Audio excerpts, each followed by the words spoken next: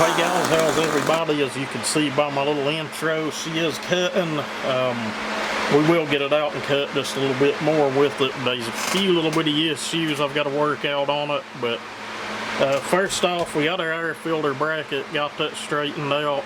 And like I said in the last video, maybe it was the first one, but where the flock, they call it, is going off of that mesh screen on that air filter. It's not going to catch real fine particles, and as of today, nobody makes a replacement air filter for these. And if you find one online, the new old stock, they cost about as much as a whole saw. But just take that into consideration. It will catch big chips, but fines and stuff, it's not going to do such a good job at that. But these saws ain't too bad about eating fines and material and stuff anyway. But enough of that. I dug around and found a chain. It was a 18-inch. Wasn't one came with the saw.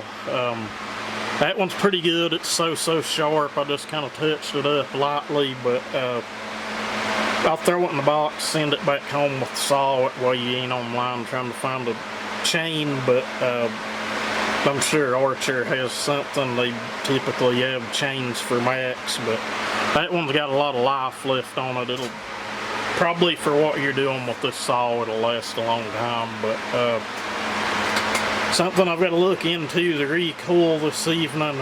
I don't know what the culprit was, but we'll check it out. For some reason or another, it kind of ate and screwed up about 3 inches of our new rope we put in it yesterday. That kind of sucks. It just means we got to pull it back off and put a new rope in it again to kind of try to figure out what happened there. Don't know the culprit, but we'll figure it out. Other than that, maybe tuning the carb a little on the high jet. I'd say she's a done deal. It's sounding pretty good. It'll cut.